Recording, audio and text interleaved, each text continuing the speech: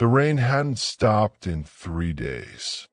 It clung to the cracked windows of an old wooden house on the edge of Hollow Creek, whispering against the glass like ghosts who'd forgotten their way home. Inside, a boy sat cross-legged on the floor, staring at a candle that was trying too hard to stay alive. His name was Eli, 12, thin as a breath, with hair that always fell over his eyes no matter how many times he pushed it back.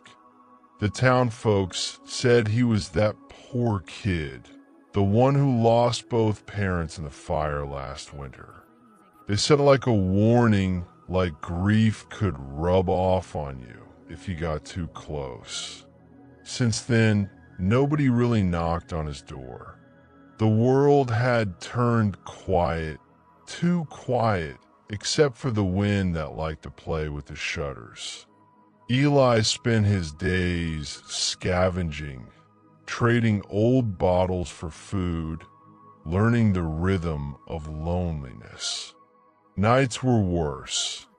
That's when the world stretched wide and empty, and even his shadow seemed to walk away. Sometimes he'd whisper to the candle, pretending it could listen. They said the fire took everything, he murmured one night, but maybe it just took the part of me that felt warm. The candle flickered like it understood. Outside, thunder rolled across the valley. He wrapped a blanket around himself and watched raindrops race down the window. He picked one to follow, just one, and traced its path until it disappeared into the dark sill. Something about that made him ache. The kind of ache that sits behind your ribs and doesn't ask permission to stay. When the storm broke past midnight, he heard something new, a sound that didn't belong. Soft, almost like humming.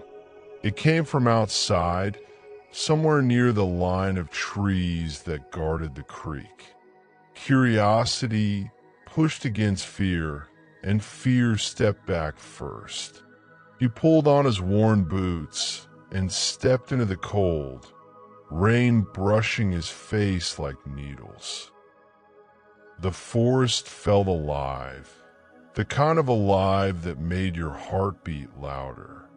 The humming grew clearer, sweeter, wrapping around him like music from a dream. And then he saw it. At first, it looked like fire caught in motion, a shimmer of orange and gold weaving between the trees.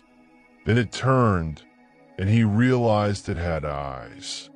Bright, kind eyes that held the whole night inside them. A fox stood there, glowing softly, its fur a river of light. Illi umbrozze. The fox didn't run.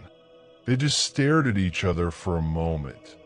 Two lost things under the same tired sky. "You're not real," Eli whispered. The fox tilted its head, and its tail brushed the air like paint on glass. When it spoke, the voice didn't come from its mouth. It came from everywhere. The rain, the earth, even from inside him. "You've been waiting, Eli." He stumbled back. "How do you know my name?" "Because you've been calling without words." The forest seemed to breathe with it, the leaves rustling like applause. Eli's heart tripped over itself. He wanted to run, but something deeper, something older, told him to stay. "What are you?" he asked. The fox stepped closer, the glow warming the ground between them. A memory that never burned. Before Eli could speak, a sudden wind swept through the trees. The fox's light flickered, then darted toward the creek. Eli followed without thinking, his boots splashing mud, his breath sharp against the cold. When he reached the edge of the water, the creature was standing on the other side, glowing even brighter now, like dawn pretending to come early. "Wait, Eli Soltef. Don't go."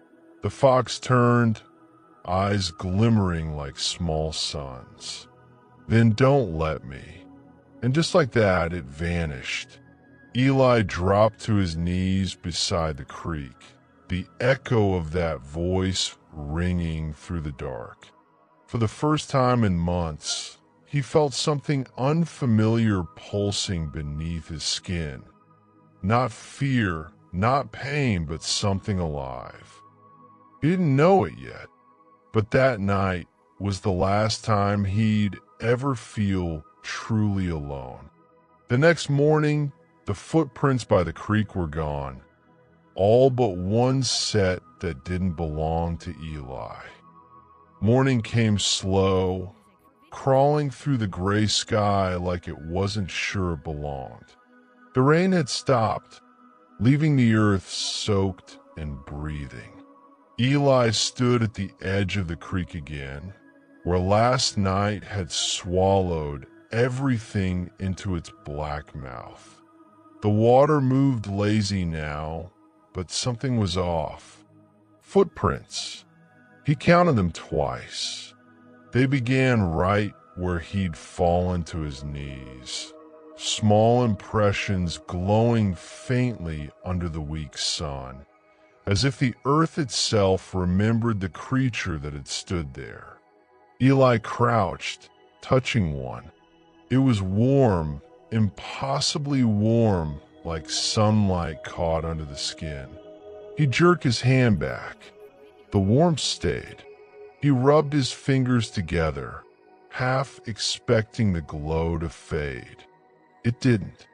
The warmth lingered, pulsing gently, steady as a heartbeat. He swallowed, looking around, but the forest was quiet, pretending to know nothing. "You're real," he whispered to no one. He walked back home, the wet grass brushing his ankles, the world heavy with that strange silence that follows something unexplainable. Inside the small wooden house, the candle he'd left burning had melted down to nothing. The air smelled like smoke and salt and something new, something that didn't belong to this world.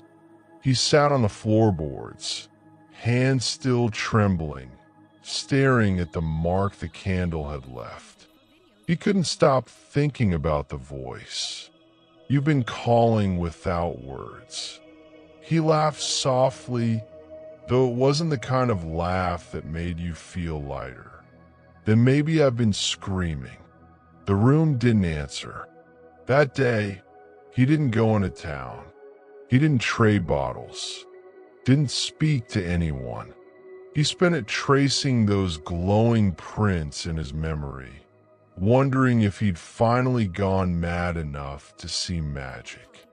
But madness never left warmth behind. By dusk, the light began to fade, and the loneliness started clawing at the walls again. He tried to eat, but the bread was dry, and every swallow tasted like dust. So he went outside into the quiet. The trees stood still, heavy with rainwater, and the sky looked bruised. He whispered into the wind, feeling stupid for it. "If you're real, come back." Nothing. He almost turned away when the air shifted, gentle at first, like a sigh. Then a soft ripple of light moved through the trees. Eli's breath caught. The fox appeared again, walking out from between the shadows like it had never left. The glow around it pulsed softly, gold and blue now, like the edge of a dream. Eli didn't move. He was afraid if he blinked, it would vanish again. "You came back," he said. The fox sat down, curling its tail neatly. "You asked me to." Eli took a step closer. "Why me?" "Because you listened." "To what?" "The silence." He frowned, not understanding. "I'm just some kid. I don't even know what you are." The fox tilted its head, light spilling across its fur. "Names don't matter when hearts are loud." Eli didn't know what that meant either, but somehow it filled something hollow inside him. He wanted to touch the creature to see if it was warm like before, but his hand stopped halfway. The fox leaned forward instead, pressing its nose against his palm. The warmth spread instantly, not burning, but soft and alive, like being held from the inside. He closed his eyes. For the first time since the fire, he didn't see flames when he did. When he opened them, the fox was staring straight at him. "You're not meant to fade here, Eli. There is more waiting for you." "Where?" "Beyond the edge of fear." A chill ran through him. "That's not exactly a place on a map. Maybe not your kind of map." The fox turned, its glow dimming as if the night itself was pulling it away. "Ilias diest titanet." "Wait, don't go again." The creature looked back. "Find a tree with the roots above ground. When the wind changes, I'll be there." Then gone, like it had never been. Eli stood there long after the light disappeared, his palm still warm where it had touched him. He looked up at the stars, which suddenly felt closer, like they were listening too. "Beyond the edge of fear," he whispered. "Guess I'll find out where that is." That night, when Eli finally slept, the wind carried voices, and one of them sounded a lot like his mother. Eli woke before sunrise, heart still racing from the dream. It had felt too real. The whisper in the wind, the faint laughter that used to fill the house before the fire. His mother's voice had said something he couldn't quite hold on to. The words slipped through his waking mind like smoke. "Follow what doesn't hide." He sat up, wiping the sleep from his eyes. The room was gray and still. The air smelled like wet wood and old ash. He looked at his hands. They were trembling again, the faint warmth from last night gone, but the memory of it burned steady. "Beyond the edge of fear," he muttered, as if saying it aloud might help him make sense of anything. Then he remembered the fox's final words: "Find a tree with the roots above ground." He'd seen that tree before. Everyone in town called it the Weeping Giant, an ancient oak deep in the woods where the ground had eroded so much. Its roots clawed through the earth like knotted fingers reaching for air. Kids said it was cursed. Eli figured curses didn't sound worse than what he already lived through. He packed a small bag, stale bread, a cracked flashlight, the photo of his parents he'd rescued from the fire. The edges burned, their faces still smiling. He stared at it for a long second. "Guess we're going," he said quietly, tucking it into his coat. The forest was colder that morning, shadows stretching longer than they should have. The sun barely touched the path. The silence had weight, like the world was holding its breath. Eli's boots crunched over wet leaves. The deeper he went, the thicker the air became. Not heavy like storm air, but charged, alive. Every sound, a twig snapping, a crow calling, felt sharper. You try not to think about the night of the fire, but his mind always circled back. The flames licking at the curtains, his father's voice shouting his name, the heat that stole his breath. He'd never understood why he survived. By the time he reached the weeping giant, his legs ached and his breath came short. The tree stood alone in a small clearing, enormous and silent, its roots spilling across the ground like veins. He rested a hand against its trunk. The bark was rough, cold. He waited. Nothing happened. He laughed softly, bitterly. Figures. Then, as he turned to leave, the wind shifted. It wasn't the usual kind of wind. It didn't push or pull. It circled. It whispered through the branches like a voice trying to remember how to speak. The ground trembled slightly beneath his feet. He froze. From behind the roots, a light began to grow. Faint at first, a pulse like a heartbeat, then stronger, spilling gold across the moss and roots until the whole clearing shimmered. Eli stepped closer, heart pounding. Leora, the light lifted, forming into the shape of the fox, smaller this time, softer, its glow flickering like candlelight. "You came," he said. "You listened." He smiled, though it was thin. "You said there's more waiting for me. What did you mean?" The fox's eyes shimmered with a color he couldn't name. "There are truths that hide in the ashes, and not all things that burn are lost. Ili kuronet. You're talking about the fire, aren't you? About my parents."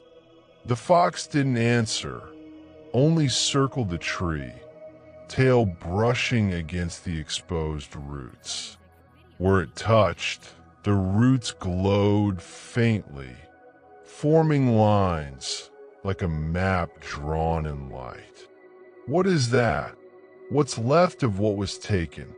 The words sent a chill down his spine. He stepped closer, kneeling beside the glowing pattern. It looked almost like two shapes, figures, a man and a woman. His throat tightened. "You mean they're not gone, Eli? Not completely. Magic remembers what grief forgets." He felt something break open inside him. Not pain, not hope, just the weight of both colliding. "How do I bring them back?" The fox lowered its head. "To find what's lost, you must give what you guard the most." He stared at her, confused. "What I guard the most. Even sorrow becomes a cage if you lock yourself inside it too long." Eli didn't know how to respond. The words pressed into him like truth he wasn't ready to face. Before he could speak, the light began to fade. The fox's glow dimmed, and her voice grew distant. "Follow the roots, Eli. They lead where the fire began." And then she was gone again. The clearing left cold and silent. The map of light still faintly glowing beneath his feet. He looked down at it, his reflection caught in the golden shimmer. For the first time since the fire, he didn't feel entirely broken, just unfinished. "Where the fire began," he whispered. "Guess I'm going home." As Eli followed the glowing trail back through the forest, the trees began whispering his name, and not all the voices were kind. The sun had already sunk when Eli reached the edge of town. The road that led to his old house felt longer than he remembered, maybe because he'd never walked it with this kind of weight before. The glowing trail from the forest still shimmered faintly beneath his boots, fading with every step but never fully disappearing. It was as if the roots of that old tree had stretched across the land, guiding him through the quiet. The town itself looked different at night, hollowed out, a skeleton of what used to be alive. The street lamps flickered, throwing tired light on broken fences and peeling walls. People said Hollow Creek had never recovered after the winter fires. Eli wondered if he ever had either. When he reached the house, his chest tightened. The ruins were still there, the blackened frame of what used to be a home, half swallowed by ivy and silence. The smell of char lingered, faint but sharp, like grief refusing to fade.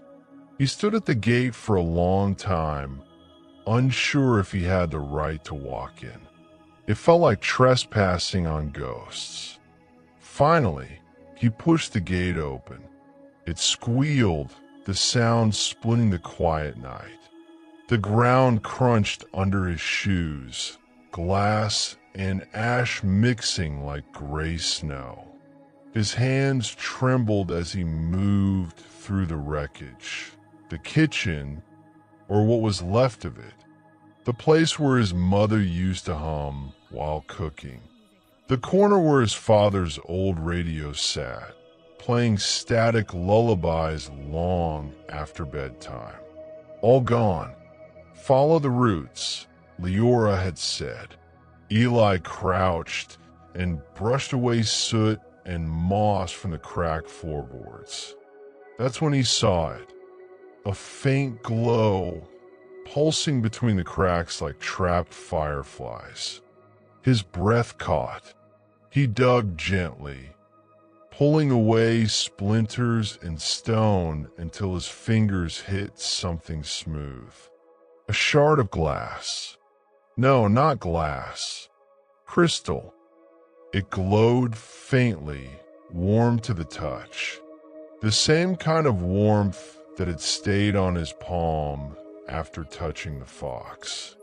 He lifted it close to his face, and for a second, just a second, he saw something move inside it. A shape. Two shapes. His parents. They weren't clear, just echoes. A flash of smiles, a hand brushing hair from his forehead. His breath hitched. Mom! The image rippled, fading like mist. He squeezed the shard tighter. Please don't go. The glow dimmed, then steadied. The faint hum of something alive filled the air around him. And then, her voice.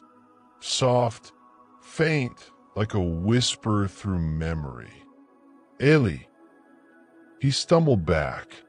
Mom, you have to finish what we started. Tears blurred his vision. I don't understand. You're gone. The fire. Not gone. The voice said gently. Bound. The word cut through him. Bound. Before he could ask what that meant, the wind shifted, violent, sharp. The air grew colder. The glow inside the crystal began to tremble. Another sound rose, low and wrong. It wasn't the wind this time. It was laughter, rough, broken, echoing from somewhere behind the wreckage. Eli Brotze. A figure stepped from the shadows, tall, wrapped in a tattered coat, eyes like dark glass. He moved with the kind of slowness that felt deliberate, dangerous. You shouldn't have come back here, boy. Ilias dies tightened. Who are you? The man smiled, though there was nothing kind in it. Someone who remembers the fire better than you do. Eli took a step back. The crystal in his hand flared, lighting up his face. The man flinched at the glow. Where did you get that? He hissed. I found it, Eli said, gripping it tighter. It was under the house. It's my parents. The man's expression twisted.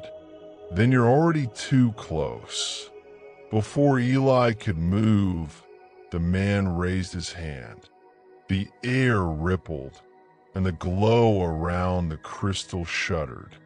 The warmth vanished, replaced by a pulse of cold that stung his fingers.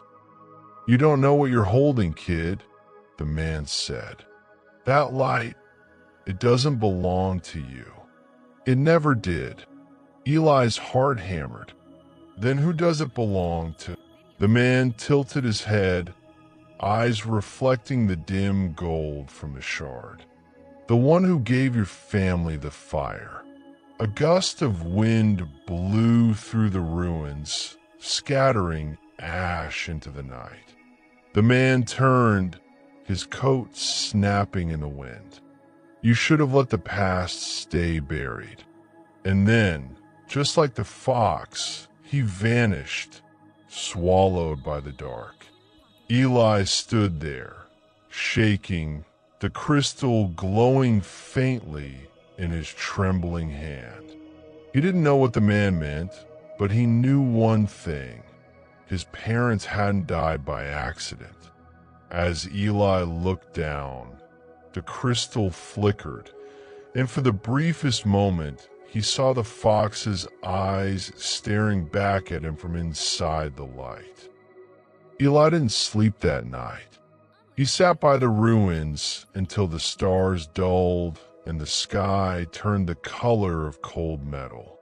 The crystal lay in his palm, its faint light pulsing like a tired heartbeat. Every time he blinked, he saw flashes, fire, voices, his mother's eyes filled with something he'd never understood back then. Fear and love tangled together. He whispered into the dawn, "You said you'd always protect me. Then why did you burn?"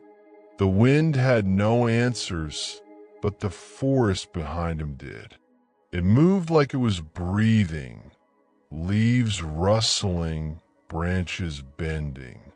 A soft golden glow began threading through the trees, familiar and steady. Leora. She stepped out of the shadows, smaller this time, her light dimmer than before. Eli rose, his voice sharper than he meant. You knew, didn't you? The fox's head tilted slightly. I know many things. Don't play games with me, he said, holding up the crystal. The light spilled across both of them. This was under the ashes. It's them, my parents. They talked to me. They said they were bound. What does that mean? Leora's ears flattened. You shouldn't have found that yet. Elias pulse konkinet. Yet? What does that even mean? The fox stepped closer, the glow flickering across her fur. Because truth has teeth, Eli, and it bites before it heals. He clenched his jaw. Tell me anyway. For a moment, silence stretched between them. The forest seemed to listen. Finally, Leora spoke, softly, almost like a confession.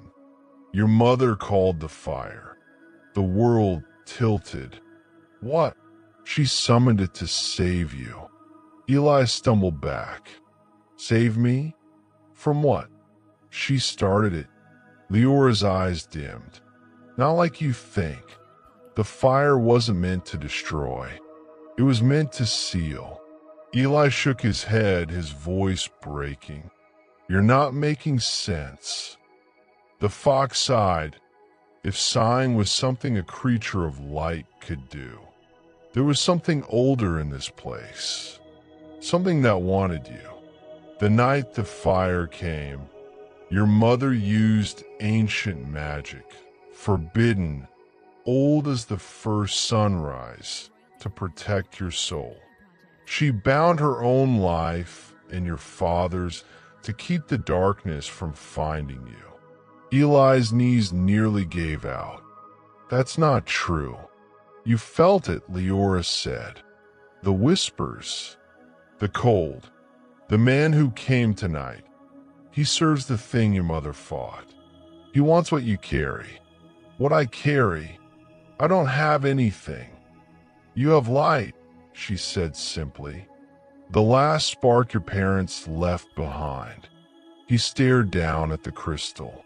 This, it's more than memory. It's a piece of them. And, what they protected. The words cut deeper than he expected.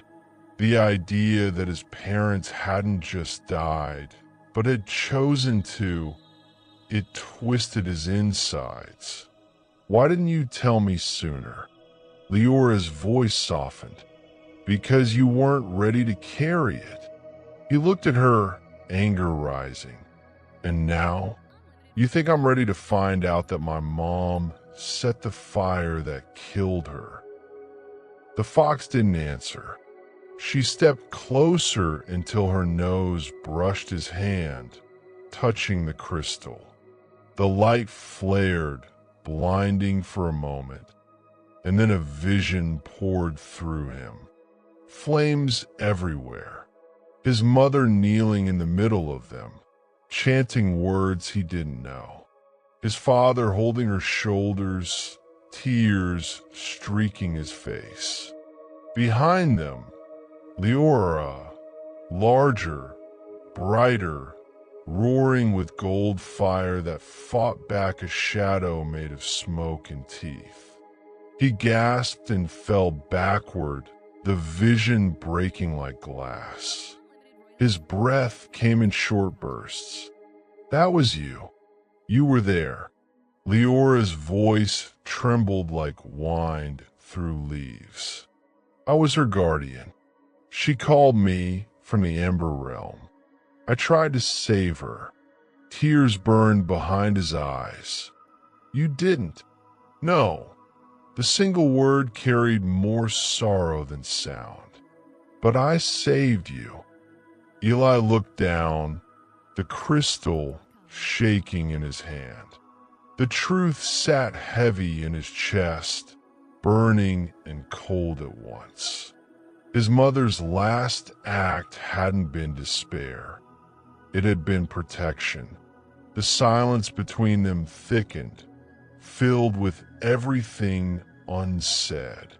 Finally, Leora spoke again. He'll come back, Eli, the man from the ruins.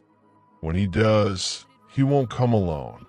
Eli looked up, eyes wet but steady. Then teach me. If they save me with magic, I'll use it to protect what's left. Leora's eyes glowed brighter, like twin suns. Then you must learn what it means to hold fire without burning. As the first light of dawn touched the forest, the crystal in Eli's hand cracked, and something alive began to move inside it. The morning air was cold enough to bite, but Eli didn't feel it. He sat cross-legged in the middle of the clearing where the weeping giant stood, the cracked crystal resting in his palms. Inside it, something glimmered, not light exactly, but motion, like a heartbeat trying to find rhythm again. Leora paced in front of him, her fur glowing faintly, the light breathing with her steps. "Magic isn't a gift, Eli," she said softly. "It's a mirror. It shows what's inside you. And if what's inside isn't steady, the fire will eat you alive." He swallowed hard. "Sounds fun." The fox's eyes flicked toward him, unamused. "Jokes are smoke. They hide the spark, but they don't put it out. Right?" he muttered, staring down at the shard. "So what do I do?" "Breathe," she said simply, "and listen." He closed his eyes. The forest was quiet except for the whisper of leaves and the low hum of something ancient beneath the earth. He tried to follow that hum, to match his breathing to it, but his mind kept tripping, memories flashing in fragments. The fire, the man's laughter, his mother's voice fading into smoke. The warmth in his hands shifted. It pulsed faster, syncing with his heartbeat. Then, without warning, the shard cracked again, a fine line of light slicing across it. "Leora!" "Stay calm." But the glow burst, spilling out like molten gold, swirling around his arms in wild ribbons. The warmth turned into heat. His pulse raced. The fire wanted control. He could feel it, a hunger, ancient and endless, pressing against his skin. "I can't." "You can," she said firmly. "The fire remembers your mother's voice. Let it hear yours." He gritted his teeth, forcing his voice through the fear. "Stop, please." The light flickered but didn't fade. Leora's voice sharpened. "Not with fear, Eli. With truth." Truth. The word hit something deep inside him. He dug past the fear, past the ache, to the part of him that still carried his parents. The laughter, the warmth, the nights by the fireplace when everything still made sense. His voice trembled. "I don't want to hurt. I just want to remember." The fire slowed, wrapping gently around him like golden smoke. His heartbeat steadied. The light dimmed, sinking back into the cracked shard until it glowed faintly again. Calm, like a candle that had learned to breathe. "Ili ik solid, kist shocking." "I did it." Leora nodded, her eyes softening. "For now." "You listened." He stared at his hands, half in awe, half in fear. It felt alive, like it was listening to me too. "It was," she said. "It's not just power. It's memory. Every spark remembers who it came from. You're carrying your parents' last promise and their pain. You'll need both." Eli rubbed his thumb over the shard surface. "So I'm supposed to use this against that man? Against whatever he serves?" "Not yet. You're still learning to hold it without letting it hold you." He frowned. "That's vague." Leora almost smiled. "Welcome to magic." For the next few days, the forest became his world. He learned to breathe with the earth, to steady his thoughts when the fire whispered too loud. Leora taught him to see beyond sight, how to read the shimmer of things hidden in light. Sometimes, when dusk fell, the glow of his hands reflected the color of his mother's favorite lantern. But the more he learned, the more he felt it, the weight of something inside him that wasn't entirely his. At night, when he closed his eyes, he saw the fire again, but it wasn't burning a house anymore. It was moving, crawling, searching. One night, as he practiced near the creek, the water rippled with a reflection that wasn't his own. The man from the ruins, eyes dark as ash, smile thin as smoke. Playing with things that don't belong to you again, boy, the voice murmured, echoing through the trees. Eli spun around, but the forest was empty. Leora appeared in a flash of light, tail bristled. "He's close," she warned. "He can smell the magic now." Eli clenched his fists. "Then let him come." The fox's gaze hardened. "Careful. Fire that defends can still destroy." He looked down at the glowing shard, its cracks spreading slowly like veins.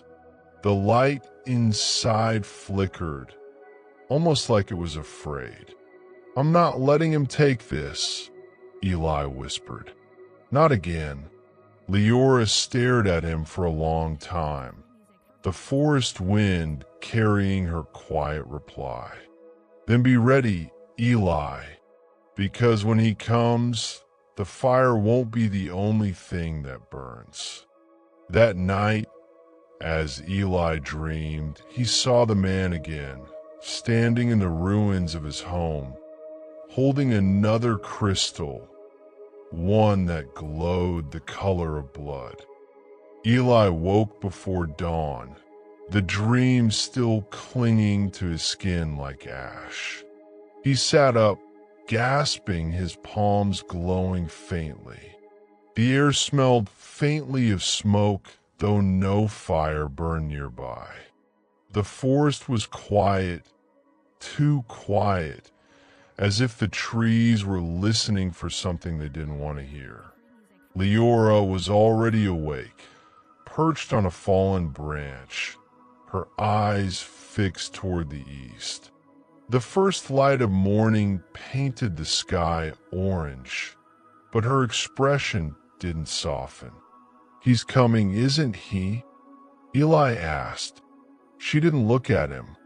Dreams can be warnings or invitations. "I don't like either." Eli rubbed his arms, trying to shake the chill.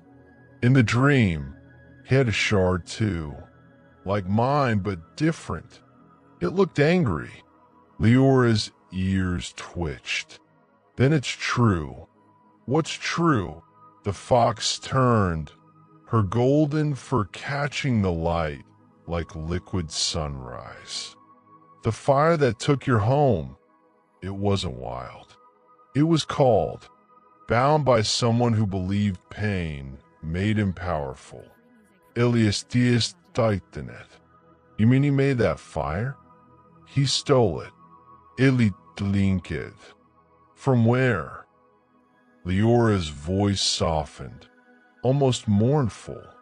"From the same place yours came from, the heart of what your mother guarded. The ancient flame that keeps balance. Two shards split from the same fire, but only one carries its true memory." He looked down at his crystal. The faint light inside pulsed gently, like it recognized her words.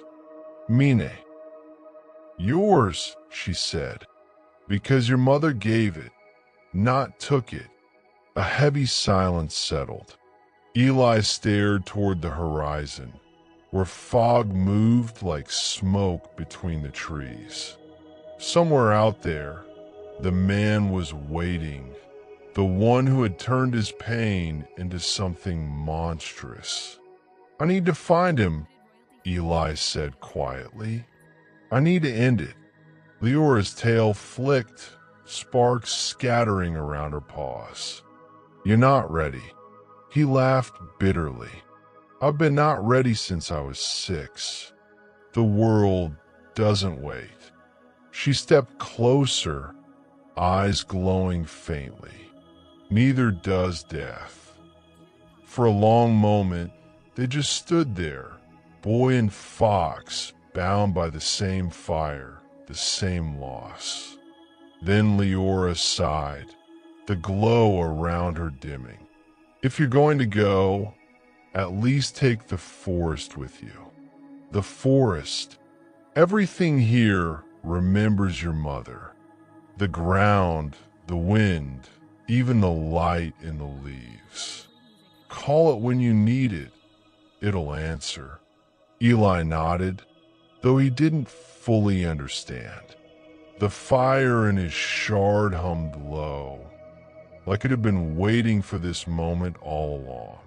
They traveled for hours, following the scent of burnt pine.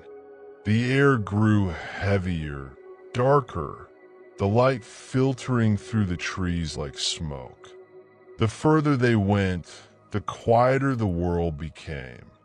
No birds, no wind, just the steady crunch of leaves under Eli's boots. Then they reached it, the clearing. Blackened soil, charred branches that reached like bones toward the sky. In the center stood the man, cloaked in shadow, his back to them. Ili Brotze. The air around him trembled. I was wondering when you'd find me, the man said without turning. His voice was calm, too calm. The boy who lived. Ilias meest glincheth. You burned them. The man finally turned, and Eli's breath caught. His face was human, but wrong. Too smooth, too still. His eyes glowed faintly red, the same color as the crystal in his hand. They stood in my way, he said simply. Your mother tried to guard the fire. I set it free. That wasn't freedom, Eli spat. That was murder. The man smiled faintly. You call it murder. I call it mercy. The world is cruel, boy. Fire doesn't lie. It burns what's weak and leaves what's strong. Eli stepped forward, the light in his own shard flaring in answer. Then let's see who burns first. The man's smile widened. Ah, so the cub finally bites.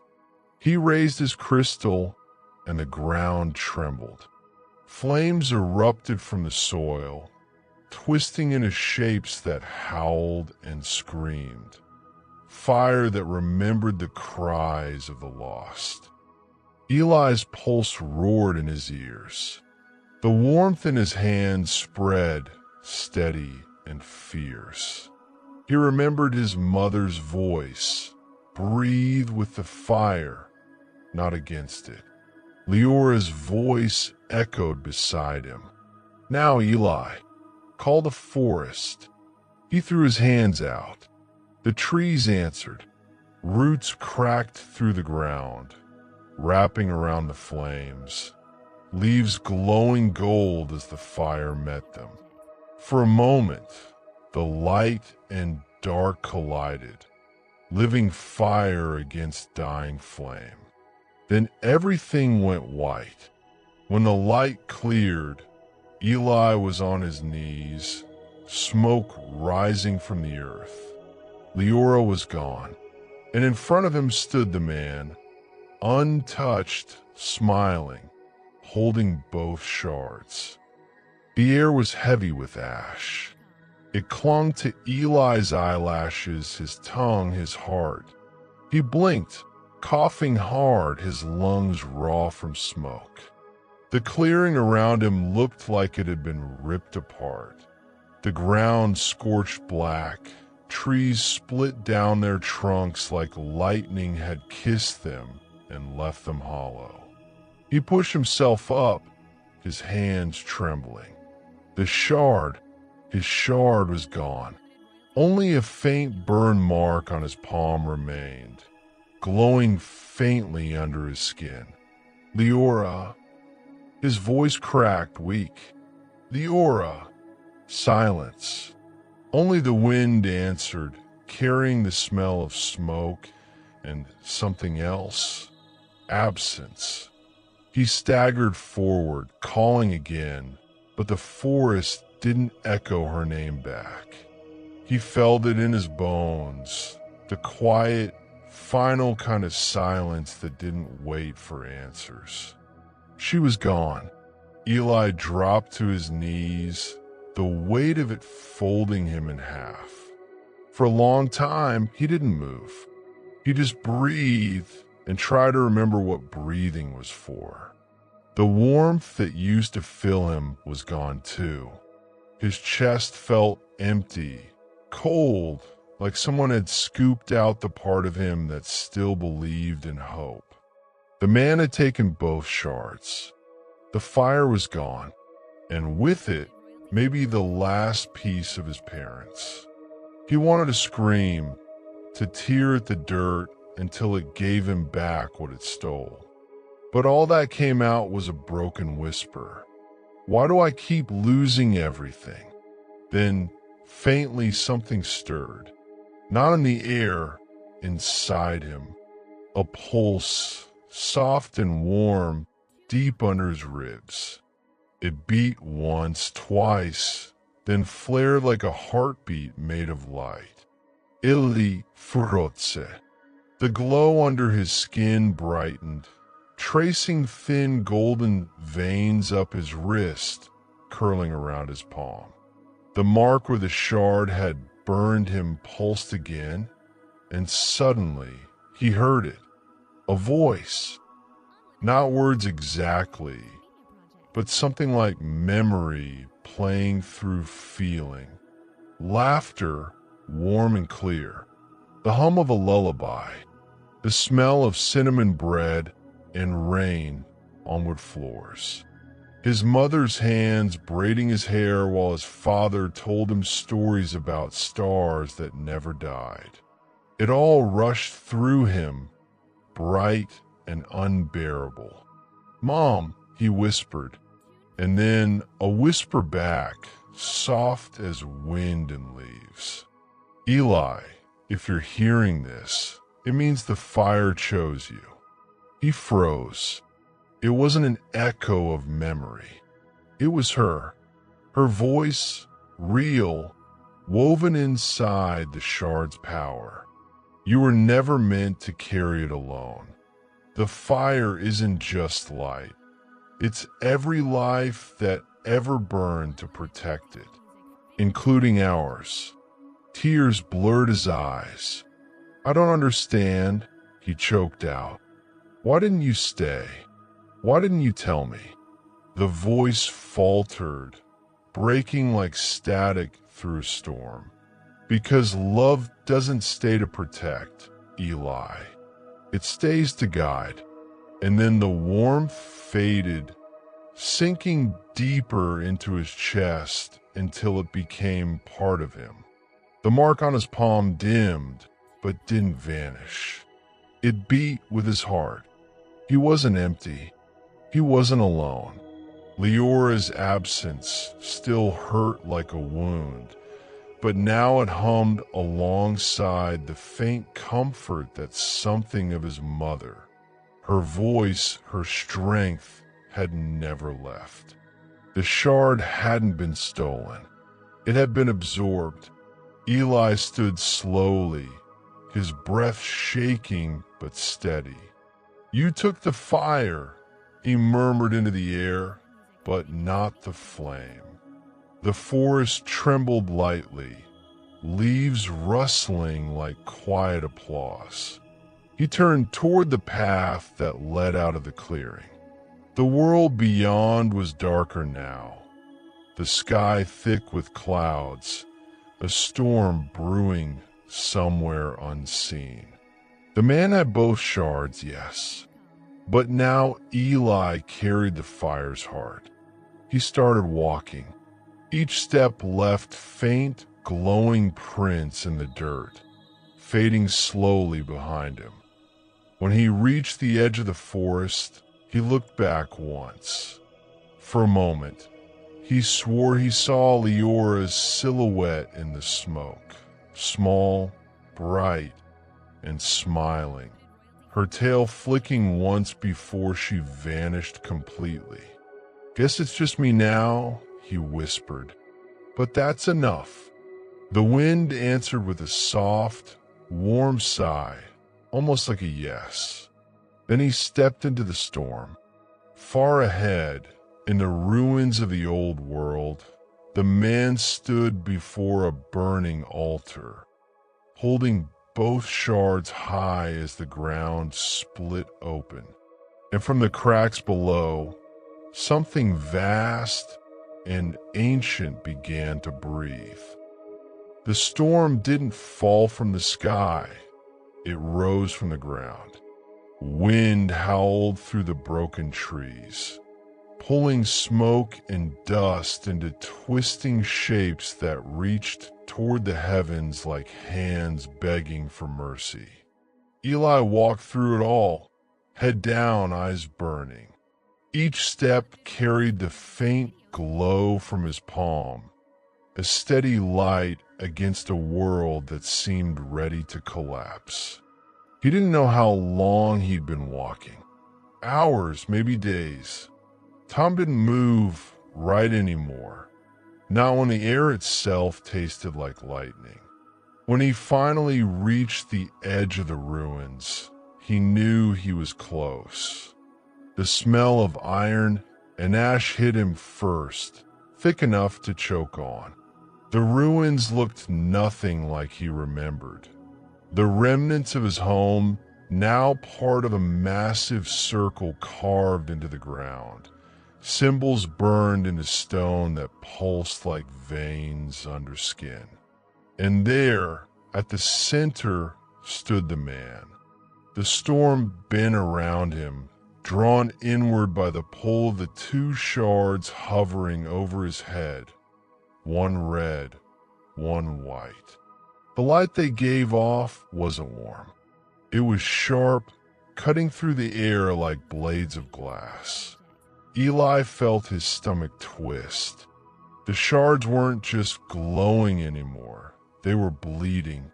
Each drip of light that hit the earth hissed and turned to fire. "You shouldn't have come," the man said, his voice echoing strangely, as if it came from everywhere and nowhere. "Eli stepped closer. You stole what isn't yours." The man laughed softly. "And yet here it burns, doesn't it? That means it always was. That fire was meant to protect, not destroy." The man turned then, slowly, and Eli saw his face clearly, the smoothness gone, replaced by cracks glowing from within. He wasn't just human anymore. The fire had started to eat him from the inside. "Protect," the man echoed, voice almost tender. "Do you know what your mother protected it from, boy? The world. The same world that starved her, mocked her, forgot her. I watched her guard a light that gave nothing back. And when she wouldn't share it, I took it." Eli's pulse pounded in his ears. "You killed her. I freed her." His eyes flared red. "And I'll free you too, if you stop pretending pain makes you good." Eli's chest tightened, but he didn't back down. "Pain doesn't make me good, but it made me strong." He opened his hand. The mark on his palm blazed gold, brighter than ever. The ground beneath him cracked, and from those cracks rose the faint shimmer of the forest. The trees, the roots, the soft echo of wind through leaves.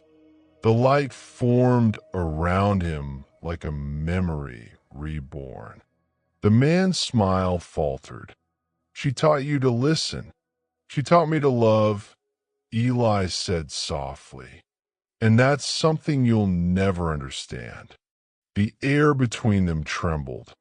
The two shards above the man spun faster, the red one pulsing harder than the white, its glow sick and alive. You think love will stop? What's coming? The man growled. The world's dying, boy. I'm just giving it the ending it deserves. Eli took a deep breath. Then I'll give it something better. He slammed his hand into the earth. The light from his palm shot through the ground, racing toward the man like veins of gold cutting through the dark.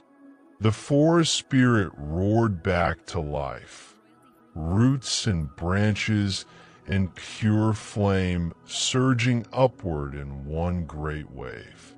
The man raised his hands, the two shards colliding above him in a burst of red and white fire.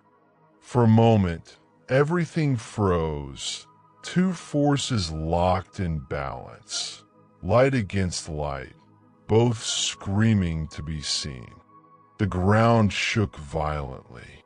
Cracks spread beneath Eli's feet. The ruins glowed brighter, symbols burning away until only raw energy remained.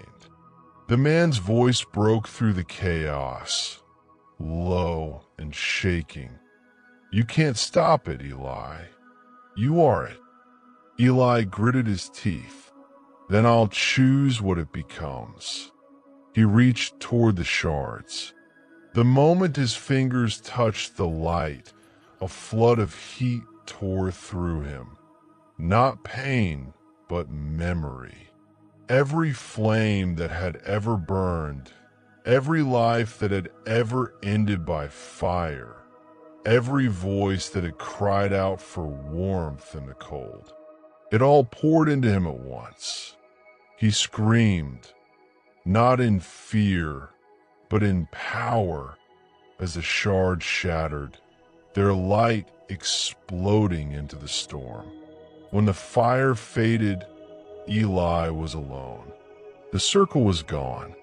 The man was gone. The air was still. He looked down at his hands. No sarv, no wound, just faint golden veins under his skin, beating like a second heart. The world had gone quiet again, but this time it wasn't empty. It was waiting. Then, from a distance, a voice whispered through the ash, low, broken, and familiar. You can't hold fire without becoming its shadow. And when Eli turned, he saw the man again, alive, half his body made of flame, eyes burning brighter than ever. The wind carried the smell of burnt earth and rain. Eli turned slowly, his heart pounding, and there he was, the man who refused to die. Half of him still human, half made of fire that moved like it was breathing on its own. His face flickered between flesh and flame, his voice a rasp caught between worlds. You think this is over? He said, his words crackling like embers. You broke the shards, but you didn't kill the fire. You became it. Eli stood still, the glow under his skin flickering gently. The stormlight reflected in his eyes, gold and soft, not sharp like before. Maybe, but there's a difference between holding fire and being consumed by it. The man stepped closer, the ground burning beneath his feet. You sound just like her. Ilias diest it. Good. The man's laughter was hollow, echoing through the ruins. She thought she could save the world with kindness, that she could tame something that was never meant to be tamed. You're a mistake all over again. Maybe she was right, Eli said quietly. Maybe love isn't enough to save the world, but it's enough to stop it from burning. The man lunged. Flames shot through the air, curling toward Eli like a living thing. Eli didn't run. He lifted his hand, and the fire stopped, suspended midair, trembling. Gold light rippled through it like veins through glass. The fire recognized him. The man roared, forcing more heat into the storm, his body splitting with light. The sky turned crimson, lightning flashing like veins across the clouds. The ruins shook. Eli's knees buckled, his breath catching. The fire inside him fought back, wild and fierce. It wanted to burn, to fight, to destroy, but deeper than that, something else pulsed. A voice soft and calm.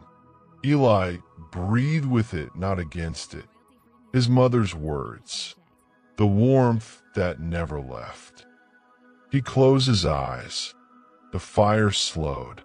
The gold light inside him spread, wrapping around the red, cooling it, softening it, not destroying but absorbing. The man screamed as his flames dimmed, pulled toward Eli like threads of smoke drawn to wind. Eli reached out. The man stumbled back, fire spilling from his chest, eyes wide in panic.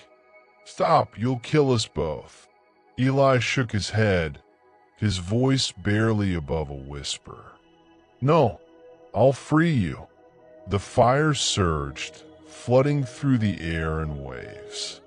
For a moment, it looked like the entire sky caught flame, gold and red dancing together, twisting, merging. The man's body flickered once, then twice, and finally dissolved in the light. When it was over, Eli stood alone again. The storm had passed. The ruins were quiet. The only sound was the faint hum of wind through the trees. Alive again, green shoots already rising from the ash. He looked down at his hands. They glowed faintly, the gold light softer now, steady. Inside that light, he could feel them. His mother, his father, Leora, not gone, but woven into the warmth that lived in him. He smiled for the first time in what felt like forever. "You can rest now," he whispered. The world around him seemed to sigh, a gentle exhale from something vast and ancient. The clouds broke and sunlight poured through, warm and real. Eli turned away from the ruins and started walking. His boots crunched softly on new grass. Each step left behind a faint shimmer, a mark that faded slowly, blending into the earth. At the edge of the forest, something moved. A flicker of light, small, familiar. He paused, heart thudding. A fox stepped out from between the trees. Leora. Her fur shimmered like dawn. She tilted her head, tail flicking. "You didn't burn," she said softly. He smiled, tears slipping down his cheeks. "Guess I learned to hold it." She looked at him for a long time, her eyes warm. "You didn't just hold it, Eli. You changed it." He glanced back at the sky, where smoke met sunlight, and for the first time, it looked beautiful. "Maybe that's what the fire wanted all along," he said quietly. "Not to destroy, but to remember. Leora stepped beside him, the light around them pulsing gently. Then, let's remember, and together, they walked into the forest, where the air smelled of rain and rebirth, and the fire's last whisper drifted away on the wind. Not all flames burn to end things. Some burn to begin again. But deep beneath the ashes, something stirred. A heartbeat not of fire, but of shadow, waiting to be remembered.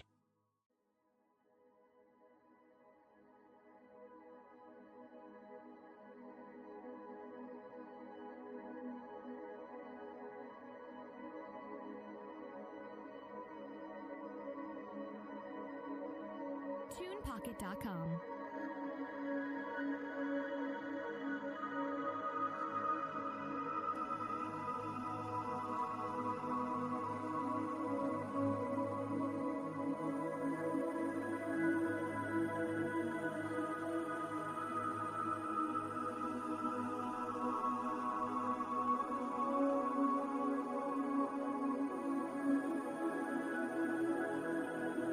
Unlimited royalty-free music for videos and media projects.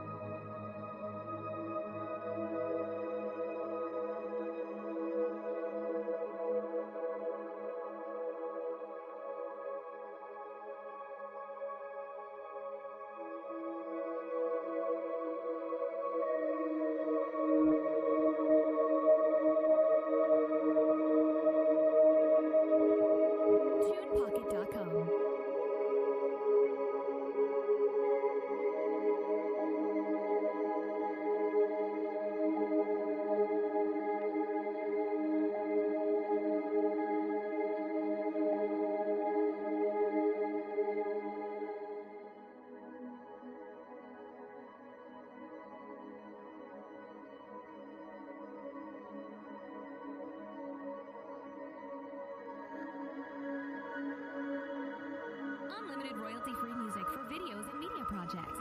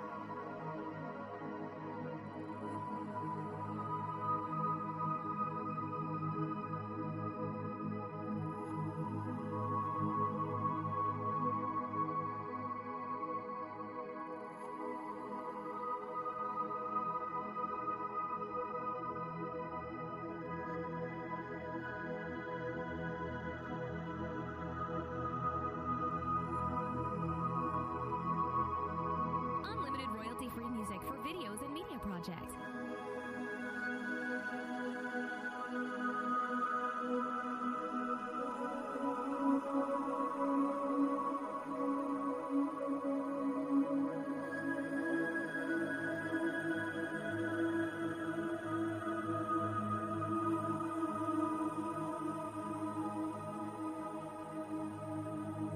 TunePocket.com.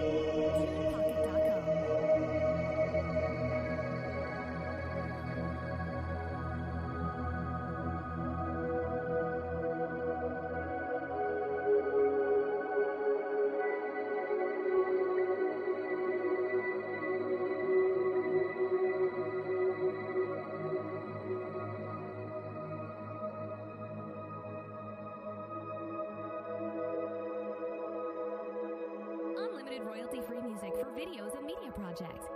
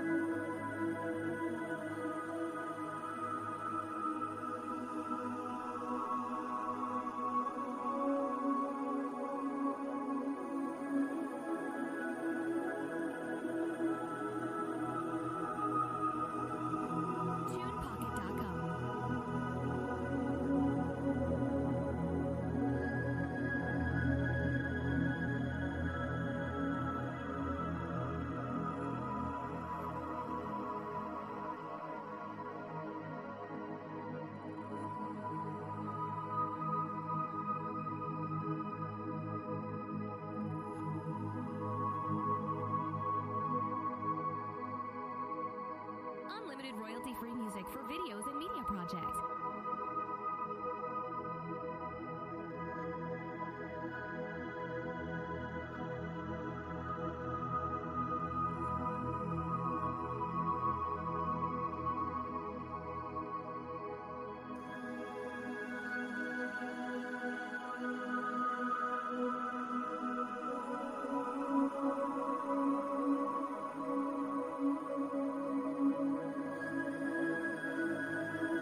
TunePocket.com.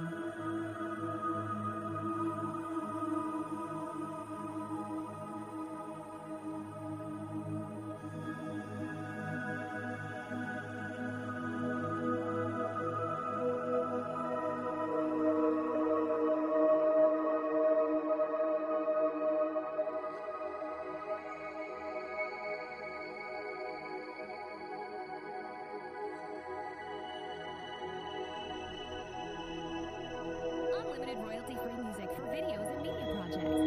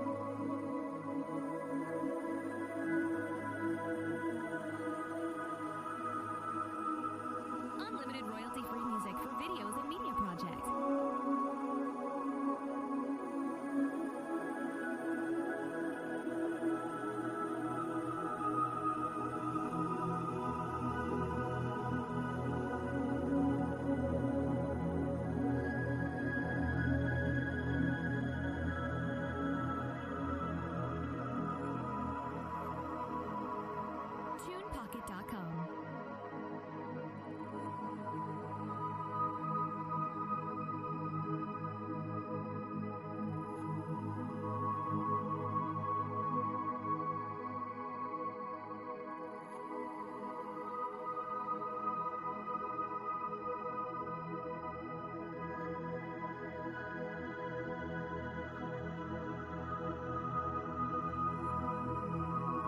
Unlimited royalty-free music for videos and media projects.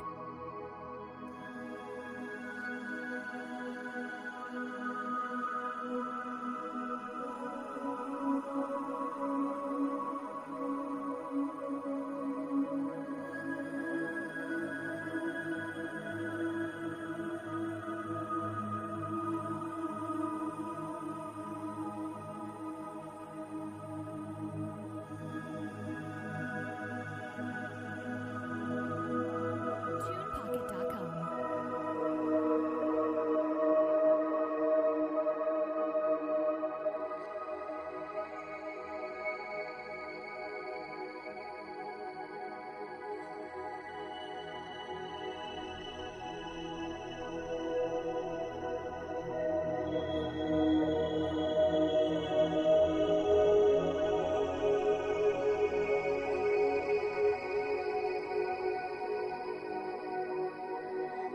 Unlimited royalty-free music for videos and media projects.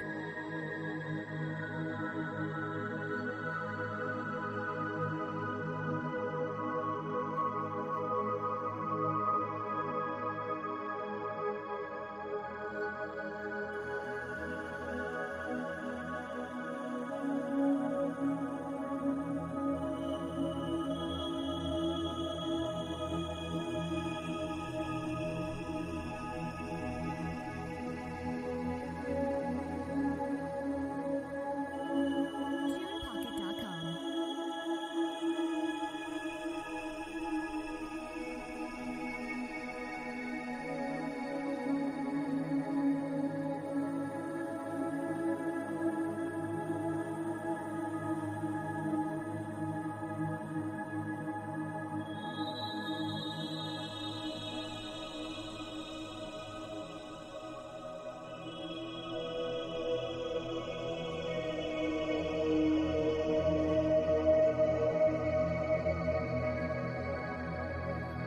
Unlimited royalty-free music for videos and media projects.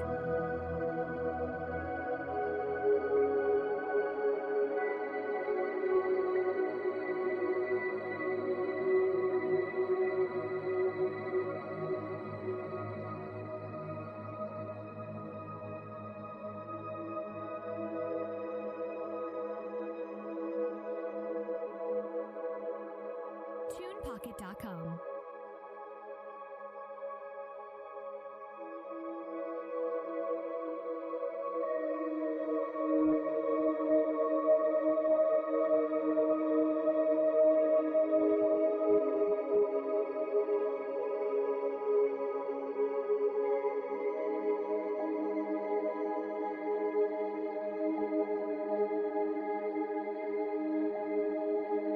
Unlimited royalty-free music for videos and media projects.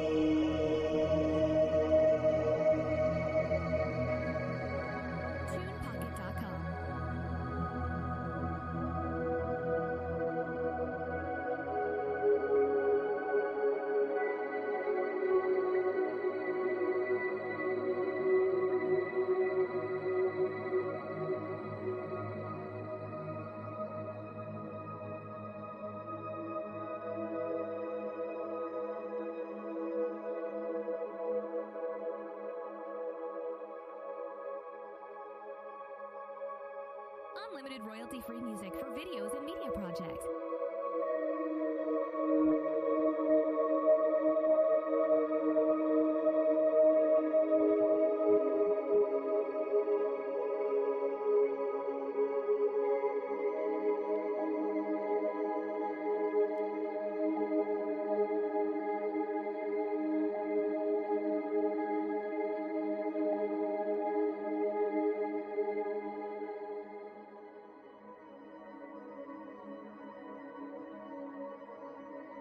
TunePocket.com.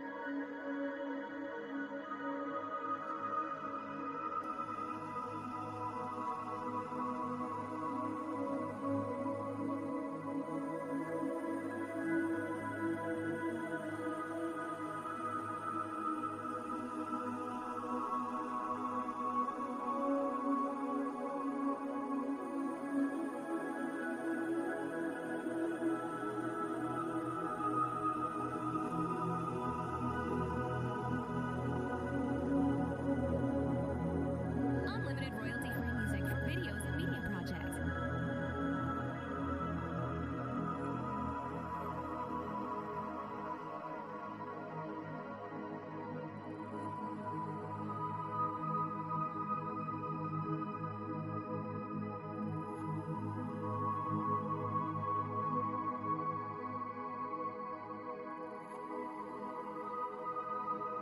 TunePocket.com.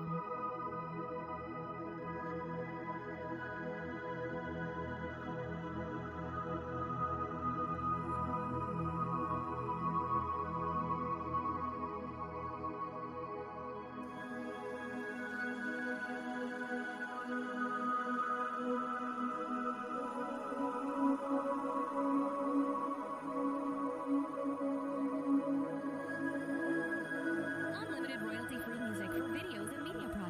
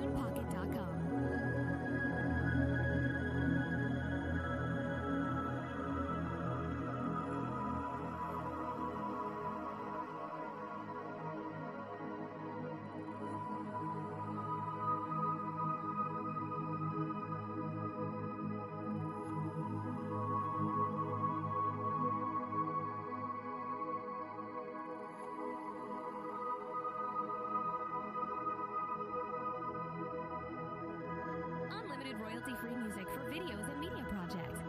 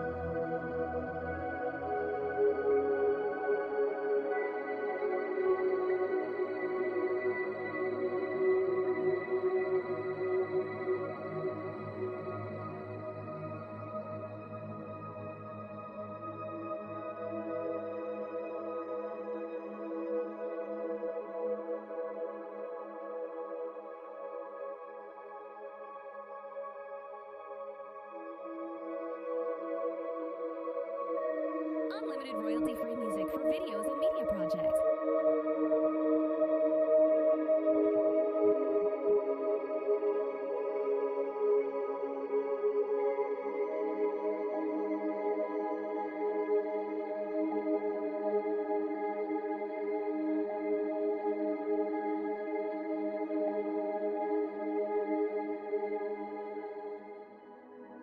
TunePocket.com.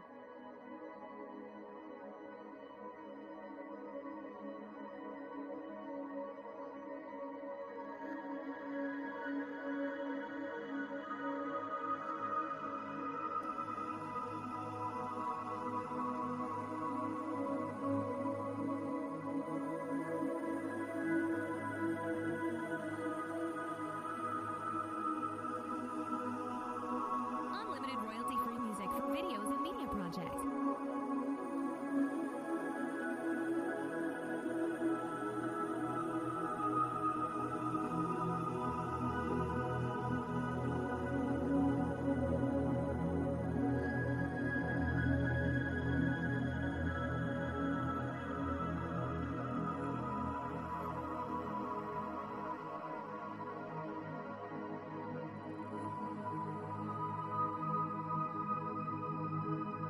TunePocket.com.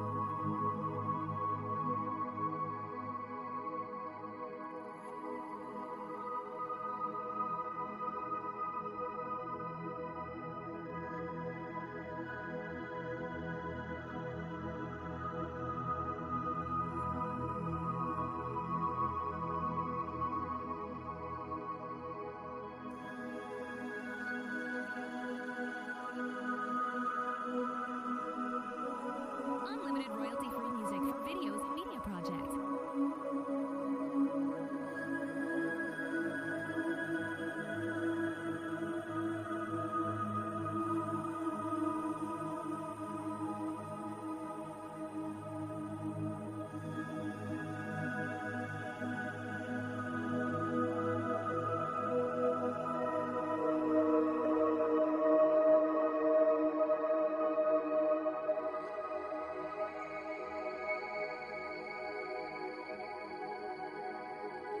TunePocket.com.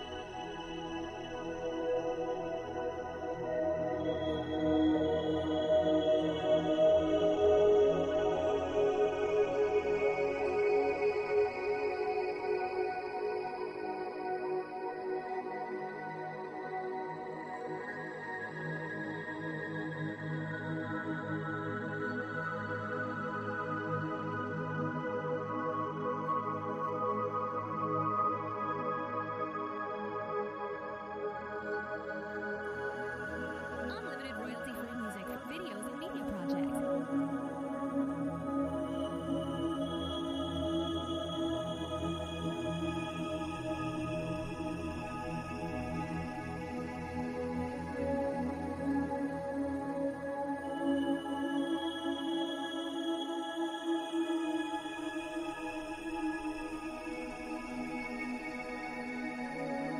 TunePocket.com.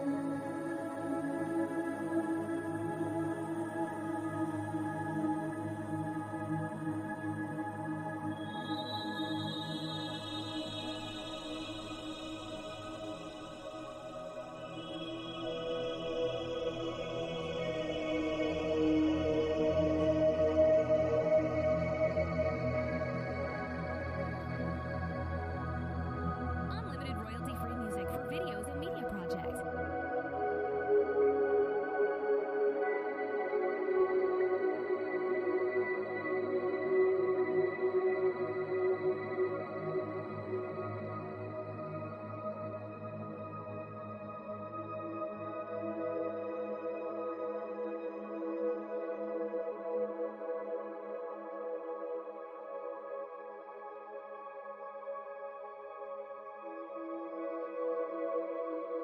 TunePocket.com.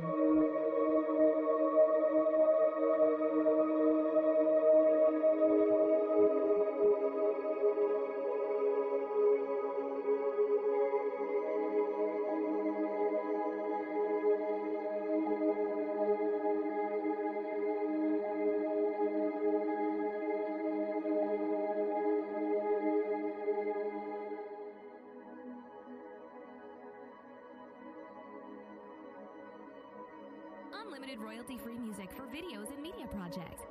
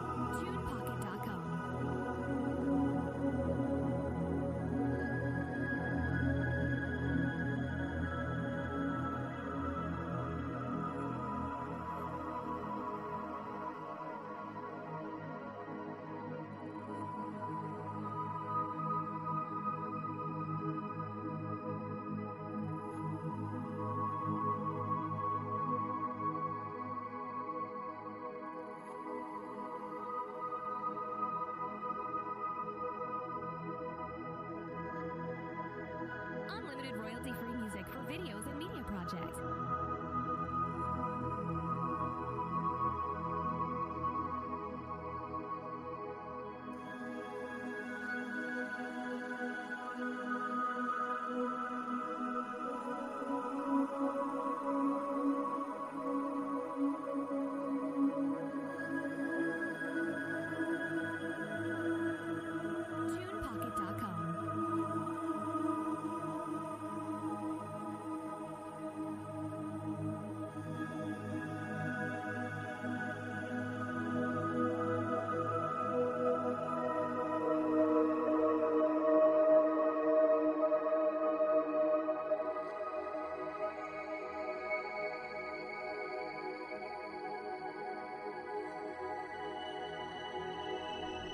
Unlimited royalty-free music for videos and media projects.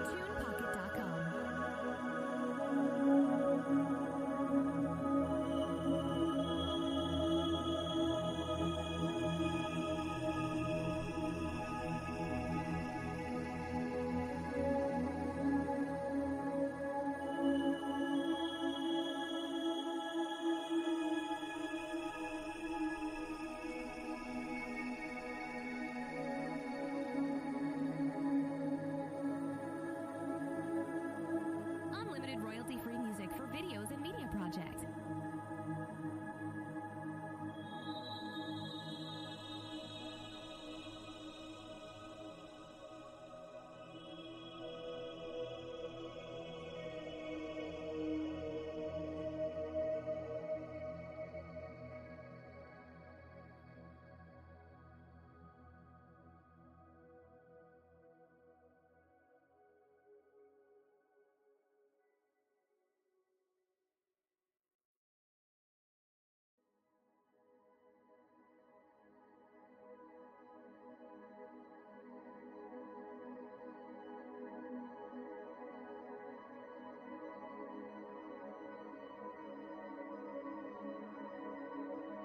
TunePocket.com.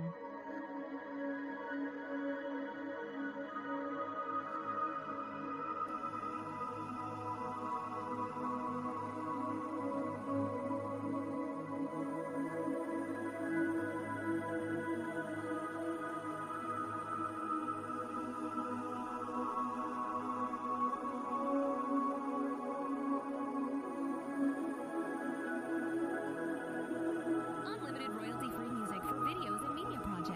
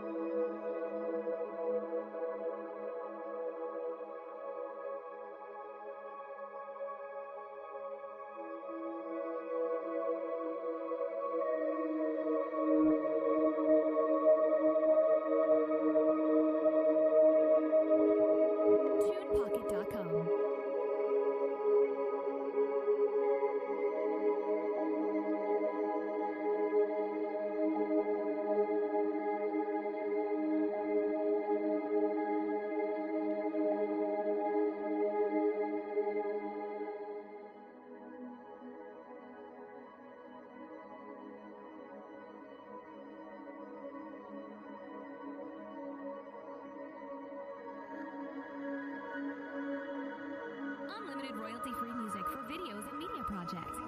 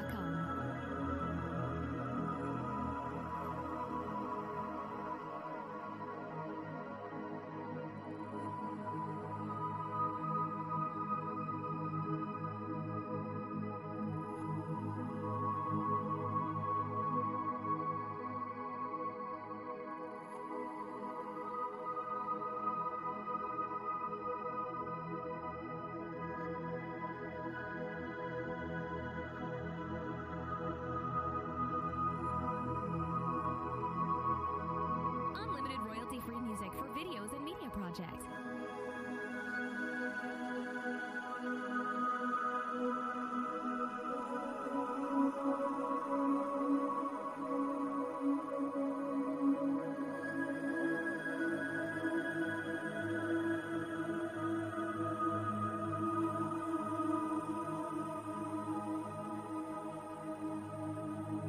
TunePocket.com.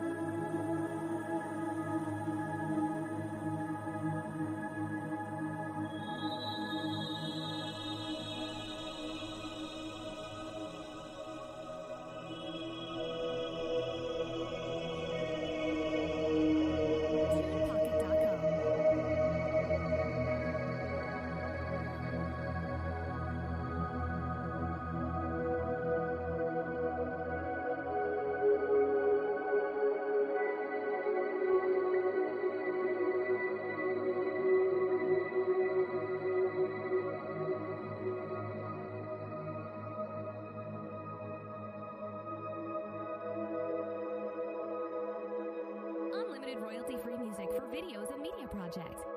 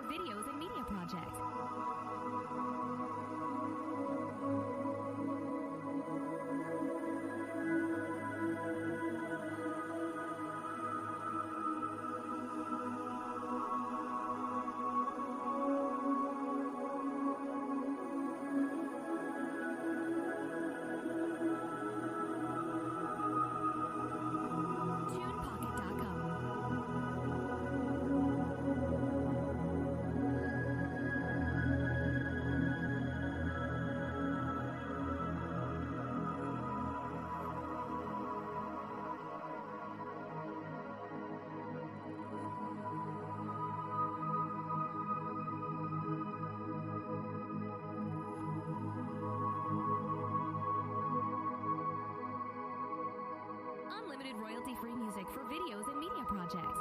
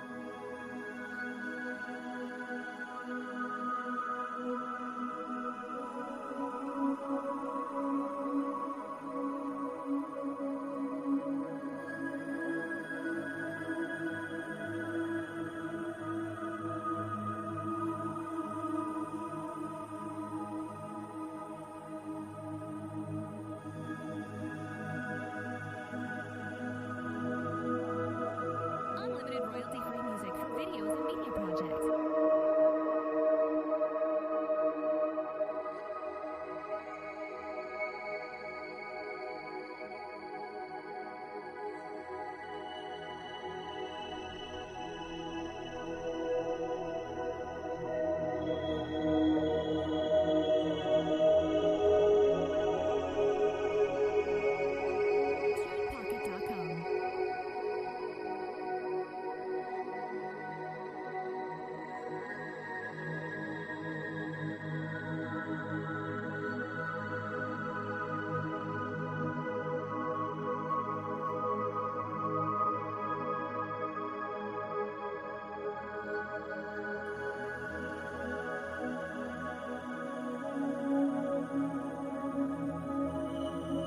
Unlimited royalty-free music for videos and media projects.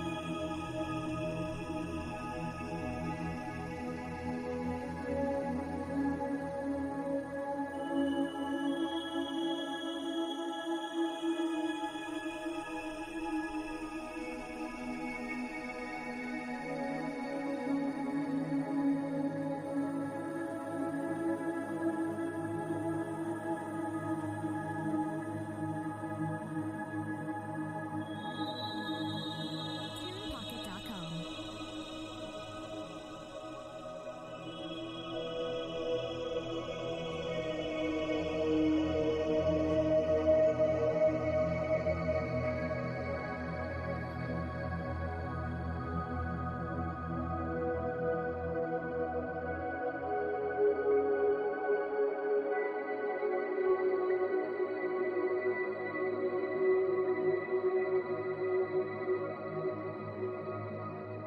Unlimited royalty-free music for videos and media projects.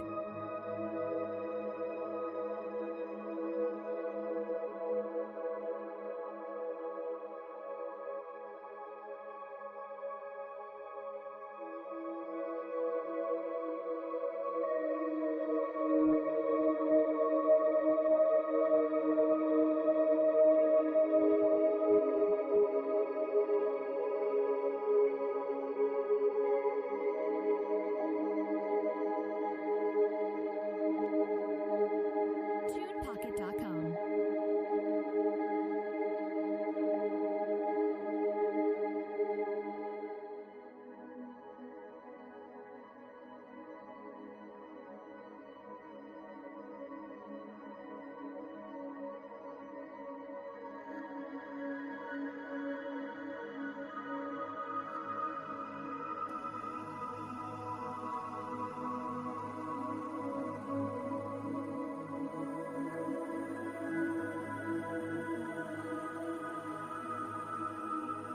Unlimited royalty-free music for videos and media projects.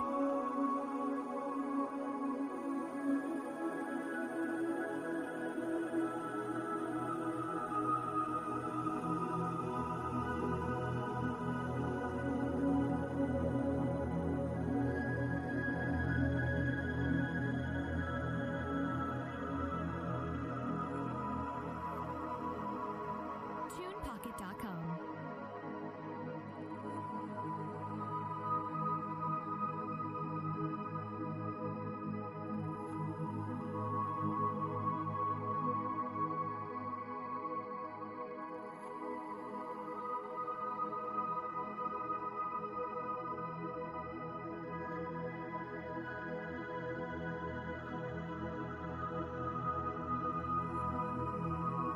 Unlimited royalty-free music for videos and media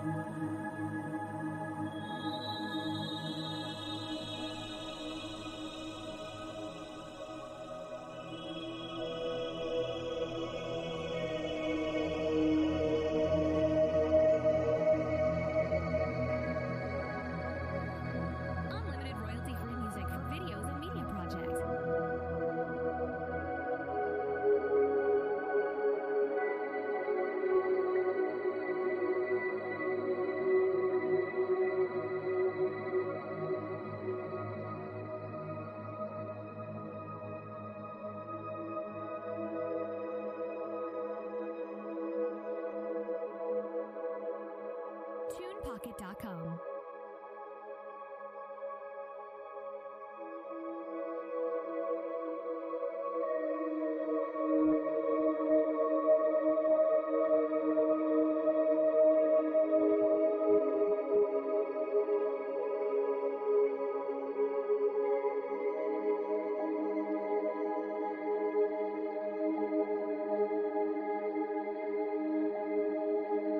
Unlimited royalty-free music for videos and media projects.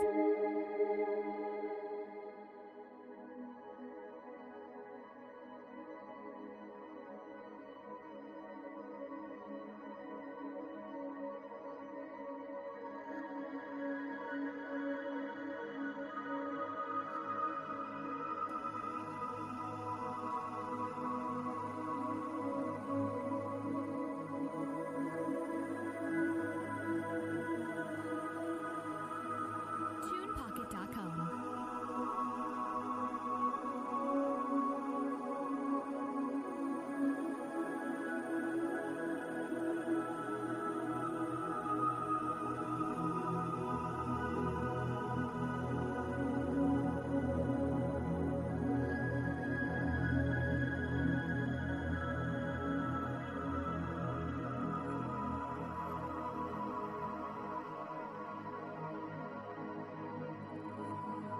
Unlimited royalty-free music for videos and media projects.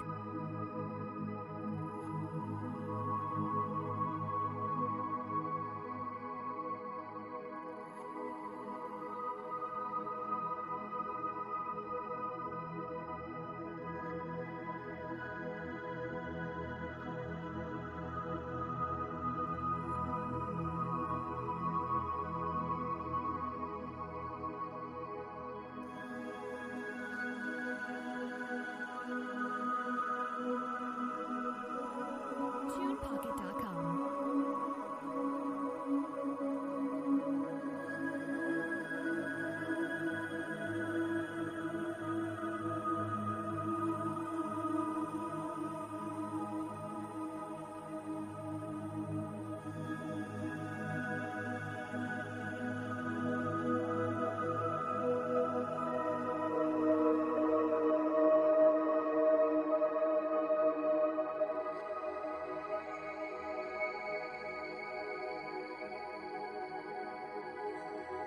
Unlimited royalty-free music for videos and media projects.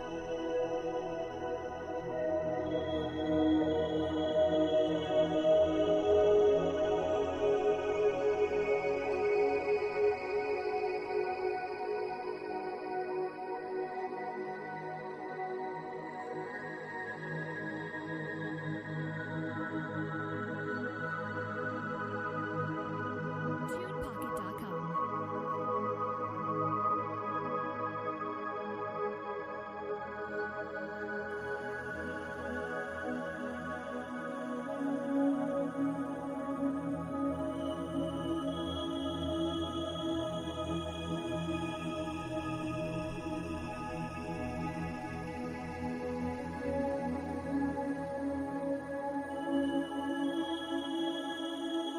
Unlimited royalty-free music for videos and media projects.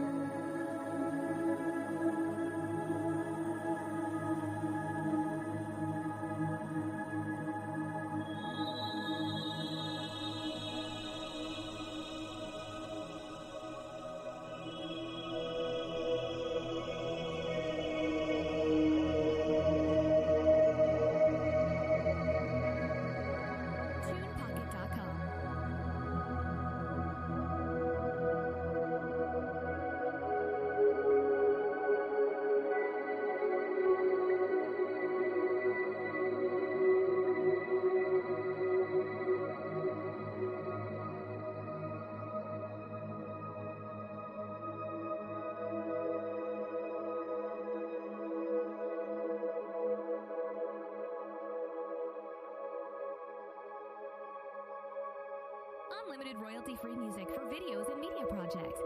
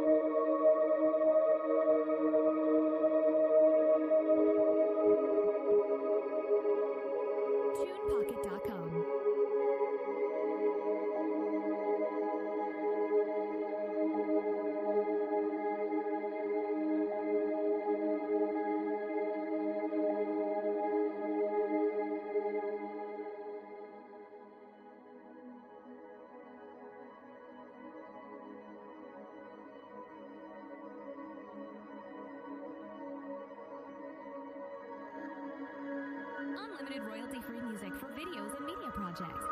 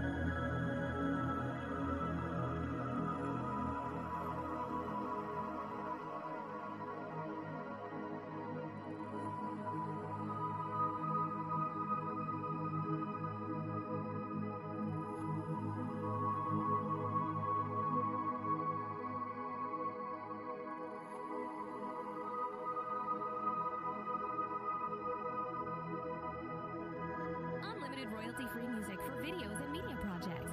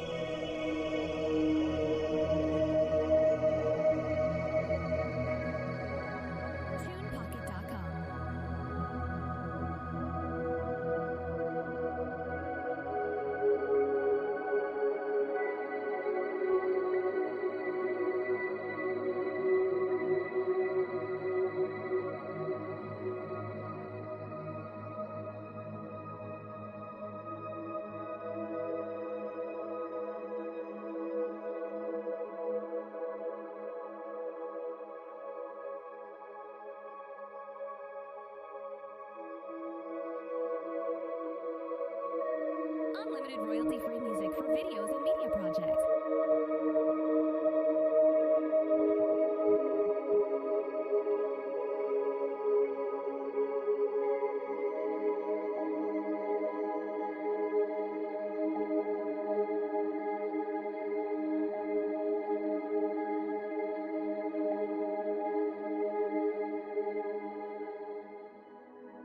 TunePocket.com.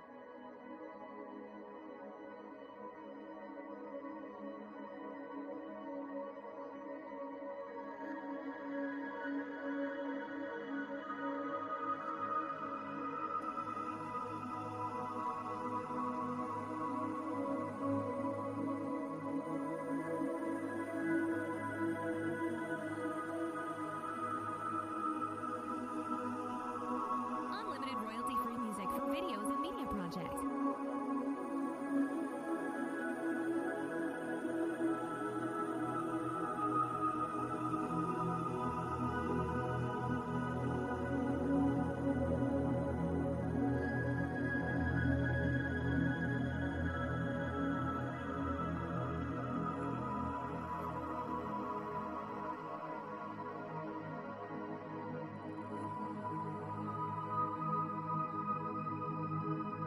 TunePocket.com.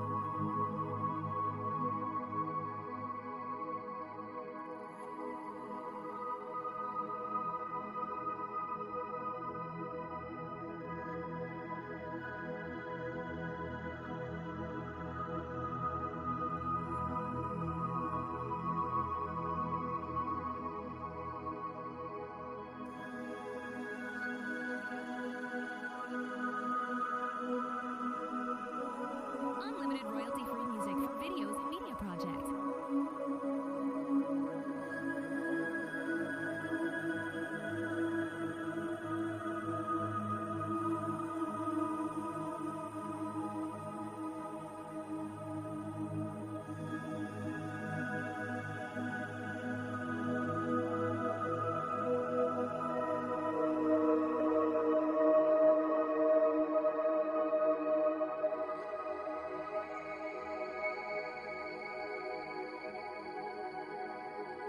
TunePocket.com.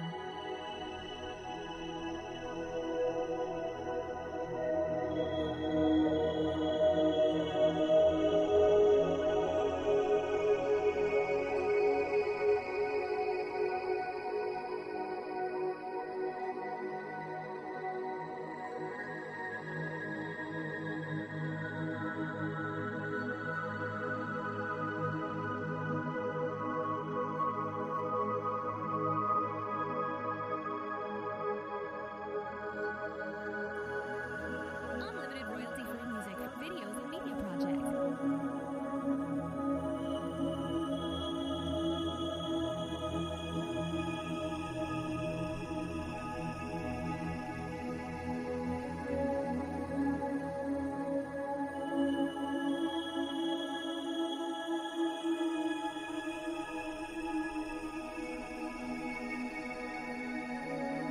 TunePocket.com.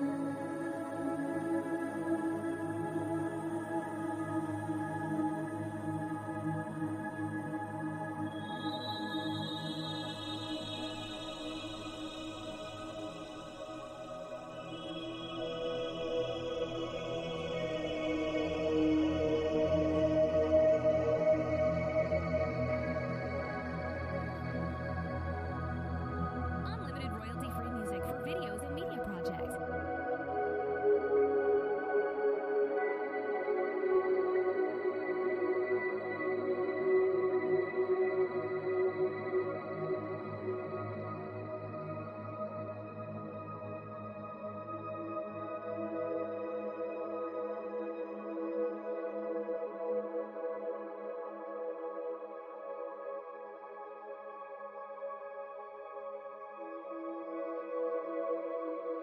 TunePocket.com.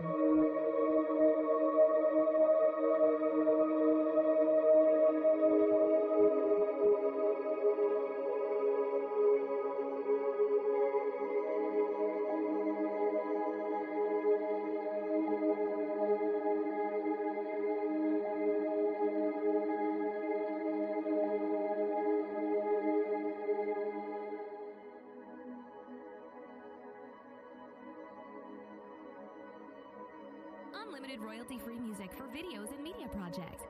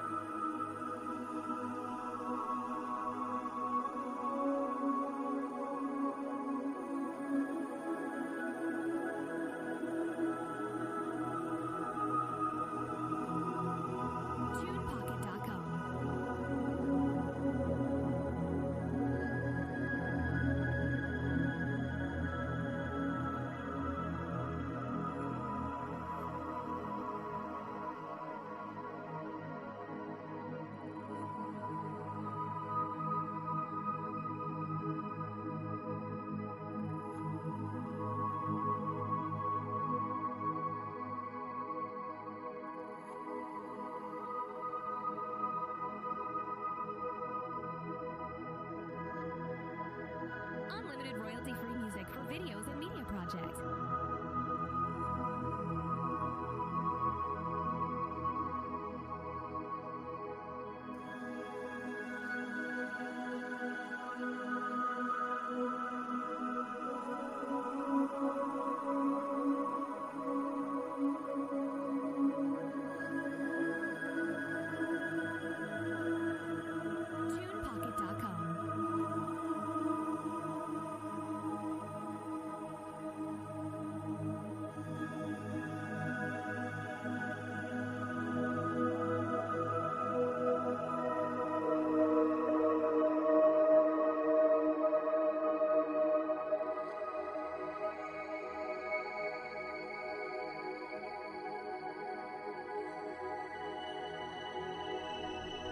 Unlimited royalty-free music for videos and media projects.